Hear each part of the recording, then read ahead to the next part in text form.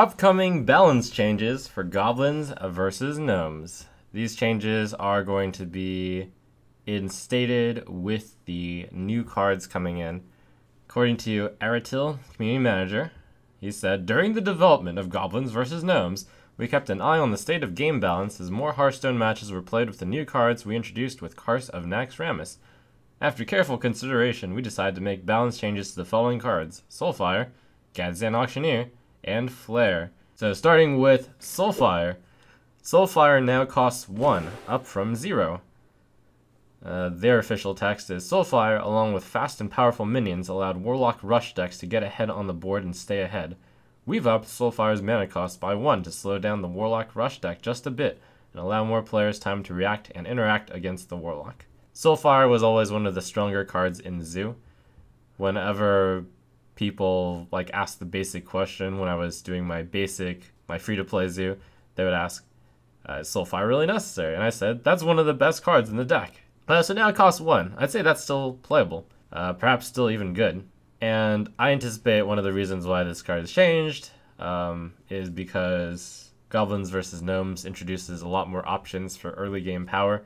So if you don't hit something, the Zoo is just going to storm out of the gates with their stronger cards. So it makes sense. I like that. The card was overpowered to begin with, but it was designed to be overpowered because it's a class card. Now I'm not even going to say it's bad. It's still good, I think. I think it's still going to be played. Next up, Gadgetzan Auctioneer. It now costs 6, up from 5. Gadgetzan Auctioneer's ability allows for a player to potentially draw many cards for little cost. Card draw and card advantage are important to the game. Overall, games are less interesting when a player draws their entire deck. This change brings Gadgetzan Auctioneer's cost more in line with its power level. This change is not a surprise to me, and I'd always thought that Gadgetzan Auctioneer would limit design space because it makes it so that printing low-cost spells is always a risk. It's possible that it's because of Goblins vs. Gnomes, where this card was changed. Of course, recently in the last November ladder, a Miracle Rogue player, a Malagod player, Super JJ, got to Europe and US rank 1 on the back of Gadgetzan Auctioneer. I think this cost is still fair. It's still probably going to work in Miracle, if this even works. And yes, spare parts are spells, which makes Gadgetzan Auctioneer quite a bit better, which may be one of the reasons. Yeah, I support the change. And finally, Flare now costs 2, up from 1. Flare allowed the Hunter an advantage versus decks that revolve around secrets, while also allowing the Hunter to draw a card for little cost. We want to encourage a variety of decks in Hearthstone. With this change, Flare will continue to be useful against decks playing secrets, but will be weaker against other decks. This is completely accurate. I actually remember a Benbro tweet from a while ago hinting they were looking at Flare. Makes sense. If you think of the average cost of a card draw as something like 1.5 mana, Flare was ahead of the curve, costing 1. Plus it did a really good effect, which sometimes 2 for 1 for 1 mana, and that's insane. Not just 2 for 1, but you get your opponent to spend mana and you 2 for 1 them. It makes it so that the secret design space isn't wrecked by Flare in the future.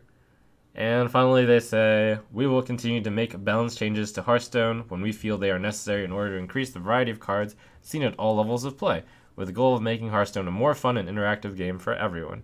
So let me address probably the card which people have the largest outcry on not getting balance changed. The Undertaker. Most of you would not have been surprised, I anticipate, if Undertaker got some kind of nerf. That's the card I was looking at to get changed. But remember, this is an upcoming balance change for Goblins vs. Gnomes. So presumably they have tested the card out quite a bit. They note, okay, maybe Undertaker is okay with all these new cards coming in. I was actually a little afraid because Undertaker, like Gadgetzan Auctioneer, also limits design space. You have to make sure not to print cheap death rattle cards that are good. And based on the previews already, I've seen quite a few good death rattles already. It seems obvious to me that there is going to be an Undertaker deck out there. Possibly several Undertaker decks, so we're just going to have to wait and see. Alright, Druid of the Fang. I talked about this before. If you have a beast, transform this mini into a 7/7. And I was like, well, what beast can you run? You can run Tiger, you can run Turtle, you can run Cobra.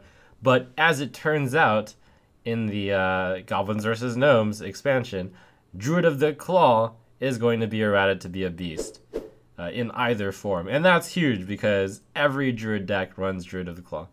I shouldn't say that. Most Druid decks ran Druid of the Claw, some very unusual runs, skipped that and decided that Sludge Belcher was better. But now, if you're running Druid of the Fang, you're always going to run the very good Druid of the Claw, in which case you already have the freebie beast. And now you can do something like coin Druid of the Claw into Druid of the Fang, and that is significantly better. Is it going to be good enough to play? Well, certainly it has a much higher chances now. With the two, like, obviously really good by default Druid cards. I mean, a 5-mana 7/7, which can't be silenced, by the way, since it's transform, is kind of a big deal. You have some which are saying, oh, it's a 10-mana combo. You go Druid of the Claw and Druid of the Fang, but, like, Druid is the master of mana manipulation. If you're going second, well, this doesn't require mana manipulation as a Druid, but you coin Druid of the Claw, taunt. Like, that's not that easy to remove on the same turn. You go Druid of the Fang. I anticipate, like, that's going to be a mid-game set of plays that's going to happen, which is going to suck for someone, or going to suck for a lot of people. And you could also, like, innervate Druid of the Claw if you're going first, and then turn 4 play... Maybe you play a Mechanized Yeti, and then turn 5 you play Druid of the Fang. Goblins and gnomes. Goblins and gnomes. Both are super brilliant, but you would never know. Everything they seem to make is faulty or explode. Perfecting imperfection. Goblins and gnomes.